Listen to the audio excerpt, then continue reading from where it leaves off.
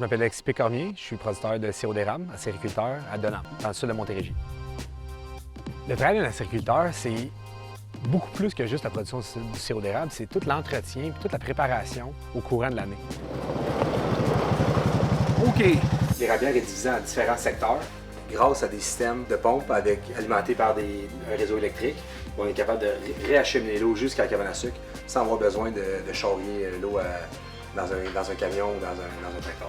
Dans ce réseau-là de 250 acres, on a près de 300 km de tuyaux à entretenir. Donc la production principale pour nous autres, c'est le sirop d'érable. Mais on a aussi un petit peu de terre, donc on parle d'une cinquantaine d'hectares en culture. Puis à tous les ans, on améliore une petite zone. Fait que, ça fait en sorte que l'entreprise s'améliore à tous les ans, puis on a plus d'agréments à travailler, puis il y a des meilleurs rendements aussi. Fait que mon père m'a toujours intégré dans des activités, puis dans différentes tâches là, de l'érablière. J'ai été à faire mon cours à l'IPA Saint-Hyacinthe en production animale. Ensuite, j'ai fait agroéconomie là, à l'Université Laval. Ce que j'adore de la sériculture, un peu la flexibilité qu'on a, puis dans le sens de travailler au rythme de la nature toute l'année. On a une idée un peu du corps de notre année, mais jamais précisément. Fait que c'est toujours la place un peu à surprise, puis la place un peu à s'adapter.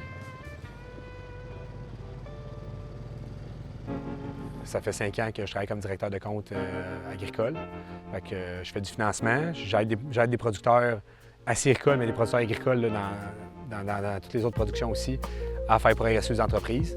Fait que ces idées-là, j'en reprends, puis des fois aussi, je suis capable d'en redonner, puis de nourrir un peu mes clients avec ces idées-là. Puis ça, c'est quelque chose de bien valorisant. Moi, cette érablière-là est là parce qu'il y a des vieux qui en ont pris soin, puis que chaque fois qu'ils coupaient un arbre, ils essayaient de l'envoyer à la bonne place pour donner une chance au petit érable de réussir à percer.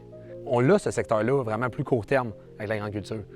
Mais dans le sirop, on a une vision extrêmement long terme.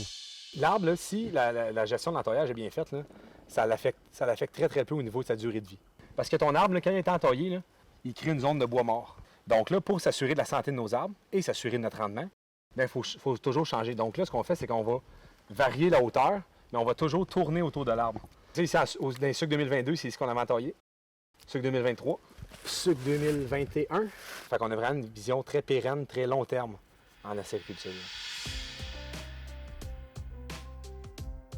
Donc moi, mon cas de riz à sec, c'est réaliste, c'est ça qui sort le plus fort. Je trouve que ça me représente bien, puis ça représente bien aussi le travail d'acériculteur. Oui, ça en prend l'endurance. C'est un travail dans le bois, si tu décides de ne pas marcher vite, t'entailles pas vite. Quand tu es réaliste, tu y vois, puis tu es capable de gérer tes priorités, puis d'y aller à l'essentiel, puis d'avancer pour être sûr que tu aies un résultat au bout. Là. Je trouve que c'est des années incroyables, le secondaire, puis même les années de cégep, pour aller explorer. Essayer des jobs nouvelles, mais ça va te permettre d'apprendre à savoir qu'est-ce que tu aimes.